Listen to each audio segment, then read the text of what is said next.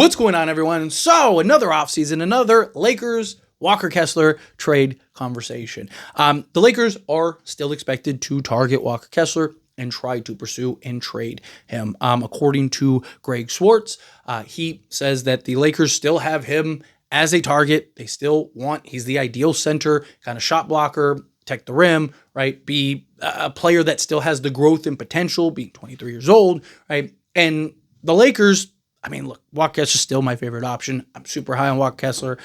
Try to put it out in existence on numerous occasions, hopefully with this video. But the Lakers are expected to look to try to see what they can do, work with Danny Ainge and the Utah Jazz, and potentially acquiring Walker Kessler. Now, I think the Lakers' best chance to get Walker Kessler, based on the information that we have now at this point, was last offseason when Utah was actively trying to trade him. The price was still high, but it was kind of like lower than it has been in recent talks. It's just, to me, it boils down to like, what does Danny Ainge want? What direction is he going to go? And on top of that, what do they do in this draft?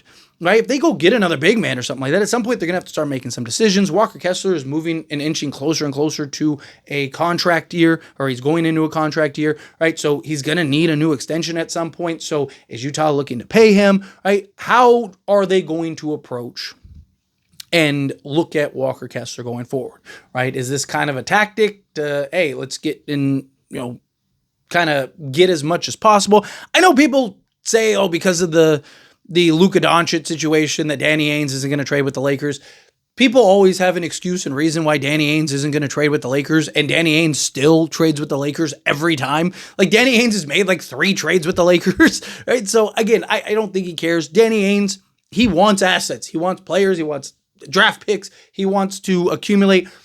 To be fair, though, my biggest kind of thing, if you wanted to make an argument for why Danny Ainge wouldn't work with the Lakers now, isn't because of anything other than Lakers assets aren't as valuable, right? Like, Danny Ainge was on record saying that he believed the Lakers picks were the best picks on the market. It's why he was willing to facilitate the Russell Westbrook trade and stuff like that, and even took a protected pick, because he really values the Lakers picks, because he looked at it as like, as soon as LeBron retires, Lakers are going into the gutter.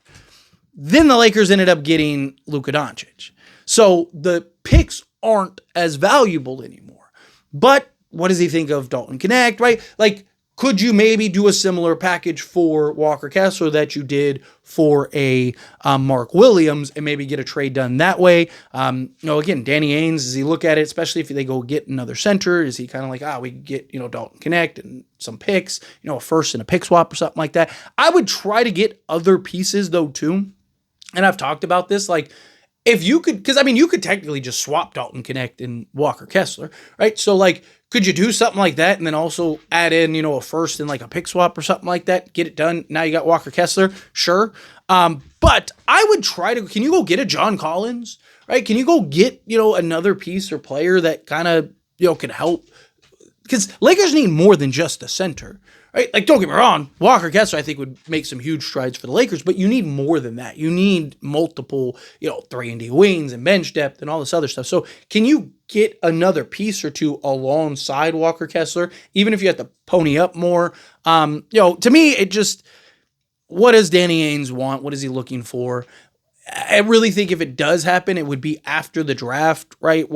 If they draft another center, it's kind of like, okay, well, we're going to have like 3 centers, 4 centers. At some point, we're going to have to start unloading guys. Let's get a bunch of assets for Walker Kessler from the Lakers, and then boom, there you go. I also think for Kessler, there's probably going to be some competition. I don't think that there'll be a ton, because how many teams need a starting center, right? And look, Walker Kessler is far from a finished product. He's still a development big, but he's already everything the Lakers need. So it's just like whatever else he continues to increase and grow as far as a player goes is just icing on top of it. But we'll dive into Walker Kessler's numbers here in a moment. I want to go over exactly what Swartz said.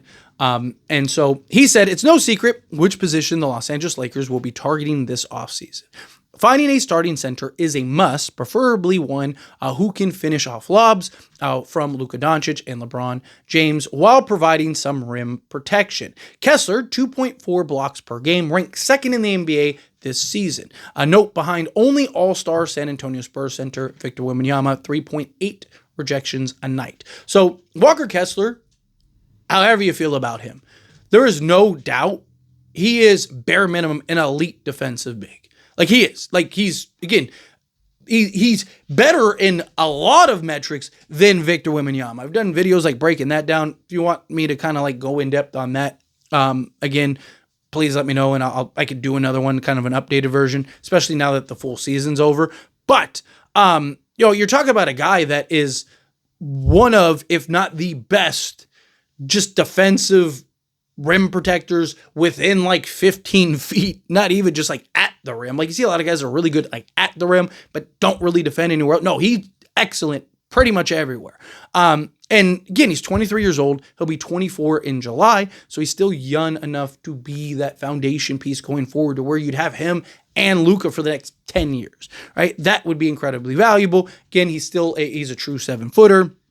Right, he checks off all the boxes that you want as far as the center position goes. He can be that lob threat. He can run the floor a little bit. He's shown even the ability to stretch the floor slightly. It's not something I would really necessarily trust him with right now, but it is something that he has shown the ability to knock down the occasional three.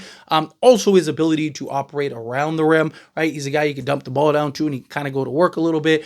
He's also a guy that can pass out of the post, right? Can make some plays, right? We've seen him be able to, when the defense collapse, kick out to shooters, right? Find the occasional cutter.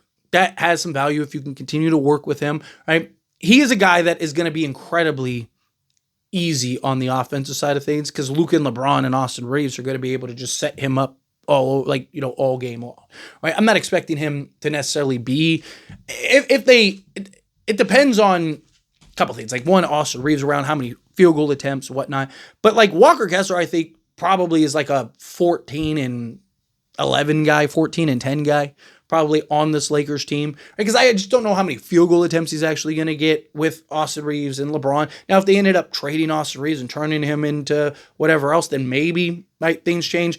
I do think eventually he could be that 20 and 10 center. I mean, this past season, he was 11 and 12. So I think bare minimum, I think he goes up at least 3 to 4.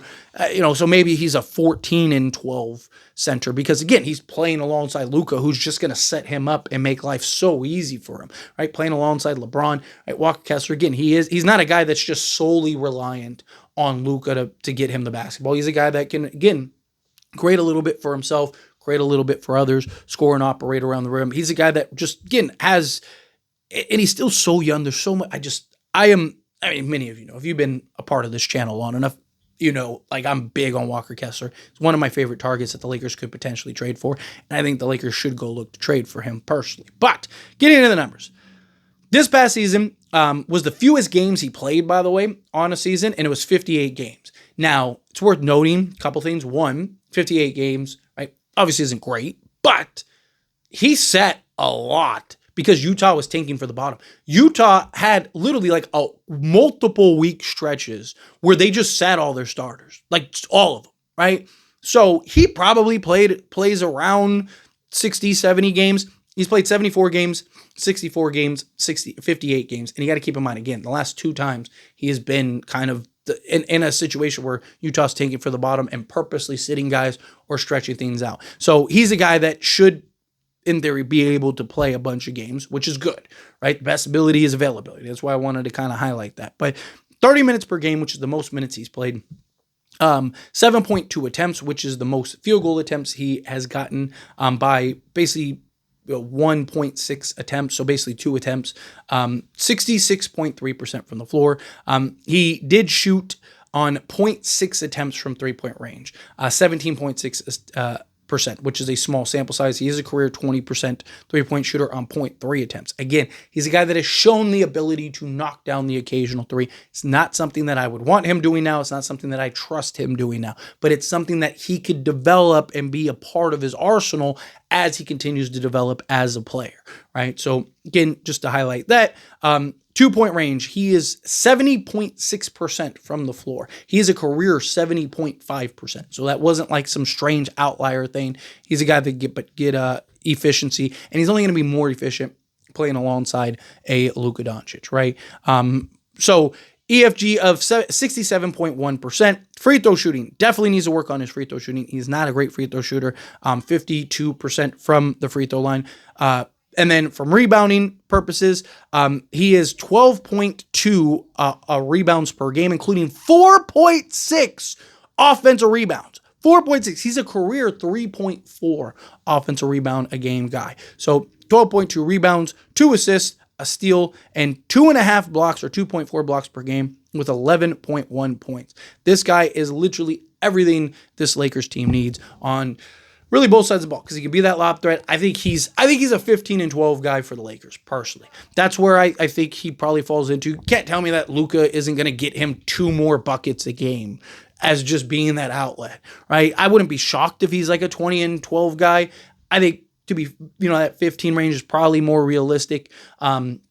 But again, give you the defense, give you the shot blocking. We need that interior presence. Like, he can give you that defensive anchor, right? Now you have your piece at the center position and the beauty of the reason I'm willing to give up essentially whatever you have to give up to get Walker Kessler is because now you have your center for the next 10 plus years, right? If it was something where it's like, man, we're going to have this guy for the next, 5, whatever, like, no, like, you have your literal foundation center. You have your franchise center. So to me, I think it's worth it. But let me know your thoughts and opinions down in the comments. How do you feel? What do you think? Love to hear it either way. That being said, if you haven't liked this video, hit that like button. Helps me a lot. Helps me enjoy these types of videos. I truly appreciate it. Not subscribe to the channel, hit that subscribe button. Turn on the bell notifications. Appreciate y'all. See you in the next one.